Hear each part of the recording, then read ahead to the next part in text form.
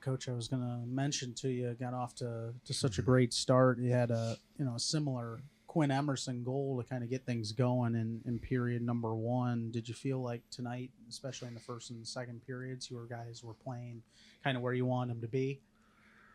Well, I thought we played a good hockey game. You know, I thought we skated. I thought, so we got that early goal. We got the second one. We knew there'd be a push. We took two undisciplined penalties in the third. They capitalized. Their power play went 2 for 6. We went 0 for 4. When you play two teams that are tight checking like that, normally comes down to special teams a lot of time, and we're in still a learning and growing phase, and you think about last night, we scored our two in the third to tie it up. They scored their two in the third to tie it up. So I don't, I'm not upset with their game. The other part I wanted, we need to address is the way we acted after that game. Guys knocking nets off and banging sticks, like, that's not who we are. And I had to address that. That's not our culture. That's not Bowling Green hockey.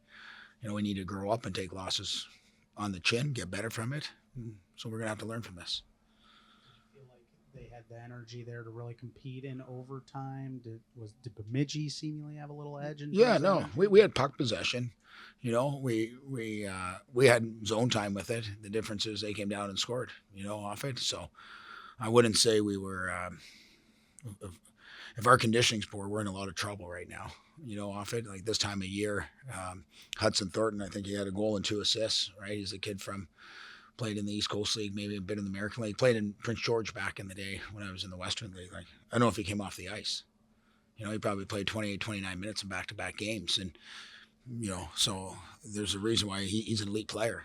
You watch him out there and, to me, tired's a mindset. And if you do get tired physically, you can't get tired mentally, often, and you got to make sure you're sharp. So,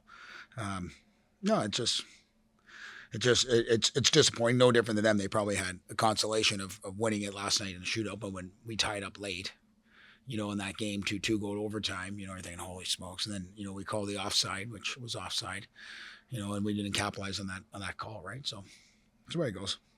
Second straight weekend, we saw Palmer, Steinman, Friday, Saturday. How did you feel like Jacob fared tonight? Yeah, I thought he played well. I don't know what he finished up, made some huge saves there around the end, breakaway there with hardly any time left, and 5-on-5. And, I thought he played really well. He's starting to settle in, and see the ice well. And he gave us a chance to win tonight. But again, much like when we opened Niagara, we lost 2-0 there. You got to score goals to win hockey games too.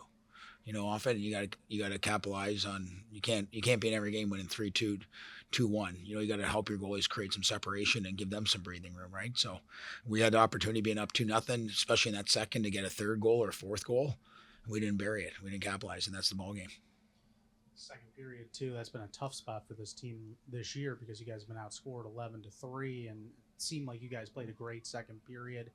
Building periods, that's going to be key as you go along. But is it nice to see a second period go well in this case tonight? Yeah, it was good. I said it's. We sit here. If you think about it, 5-on-5 hockey, we played quite well. We held a very good hockey team to no goals, 2 power plays and a 3-on-3. So, us looking at it, we scored an even strength goal right at the end of that power play, Quinn Emerson's goal, right? And then at 5-on-5. So, lesson learned of us, stay out of the box. Keeping the energy level up, Coach, it did seem like they had a little more jump towards the end of that game, and obviously into the overtime as well. Is that them pushing more, or you guys? It almost seemed like they were playing not to lose towards the end of that game. Well, exactly. And that's no different than we were last night. We outshot them, 17-7 in the third. You get out there and you talk to your team about our challenge to our guys, let's go win the third. That had to be our mindset. Clearly we did it. We lost 2-0 in the third. But at the end of the day, when you're playing a team like last night, it's easy to play when you're down 2. If you kind of get there's no pressure. You're down 2. If you go down 3, we're going to throw the kitchen sink at you. We're coming, right? So you're on your toes. Last night we switched to a 2-1-2 neutral zone and really jumped at them and hemmed them in and, balance a lot of momentum in that game, right? No different than them there. They came out at us. They started moving their feet. They're at the end of a trip. Whether at that time it's 2-0 us, whether they lose 2, 3, 4, 5, 6-0, it's still a loss. So it's just so much easier, I always think, mentally from a team. And it was us last night being down 2.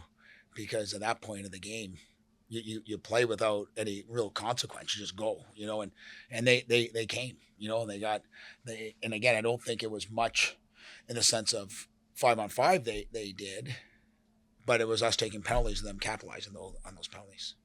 You talked yesterday about like the attack to come down the center of the ice. You have some options there. It seemed like late in this game, they were pushing to the side, really pinching you on the boards as well. Yeah. So you couldn't get much of an attack there.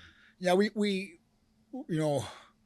it's the game of hockey is funny because for 40 minutes you hear the bench and everybody's on a high, right? Everyone's on top of the wave, loving it, surfing the wave, having a good time. It's talking, it's make it 2-1. Ooh, it gets a little quieter. So that's when you need to see leadership come up.